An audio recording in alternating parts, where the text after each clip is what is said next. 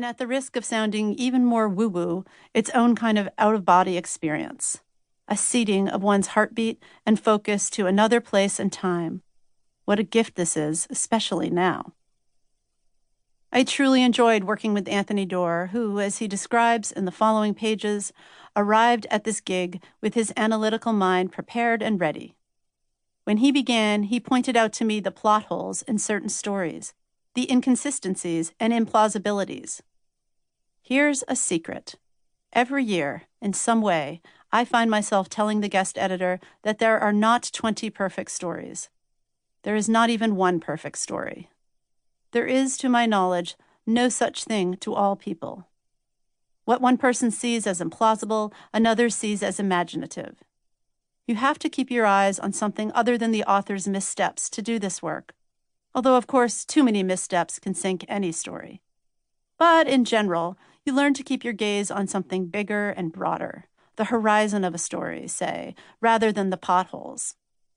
The horizon, the place where voice, mood, plot, characterization, language, and perspective coalesce and expand.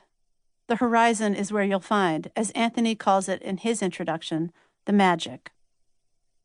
Lately, I am drawn to bold stories, stories that without any equivocation go somewhere.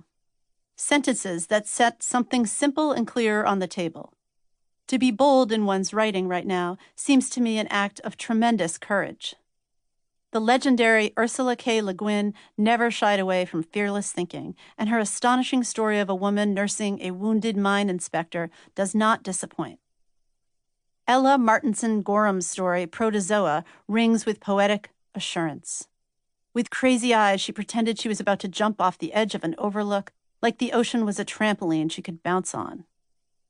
In the first sentence of his lovely story, Manuel Munoz does not waste words. Her immediate concern was money. The stories in this volume are bold, some are transgressive, and all are relevant to this moment in time. Some eschew conventions of plot. Anthony and I discussed the diffuseness of many of the stories that we read, how wonderfully unfocused and digressive so many were. I have a knee-jerk tendency to play armchair psychologist when it comes to trends in short fiction. And I do wonder if, because there are so many gripping plots coursing through our country, just read the news any day of the week, story writers are filling their pages with a different kind of thinking now, one more meditative or sprawling, as respite from the deluge of conflicts in the real world. I have zero data to back this up, of course, simply my own gut feeling and a very regular diet of short stories. But in this time of so much bad news about our climate, intolerance, corruption, and violence, I'm grateful for these stories and the way they slowed my mind, transported me, and reminded me of the power of language. This year, we say goodbye to two magazines that have been beacons for writers and readers over the years. Farewell, Glimmer Train and Tin House, and thank you for the enormous amount of beauty that you brought to readers over the years. I also want to thank April Eberhardt, Jenny Shu, and Nicole Angeloro for their invaluable help with this book. The stories chosen for this anthology were originally published between January 2018 and January 2019. Introduction. Written by Anthony Doerr. Read by Tommy Herron.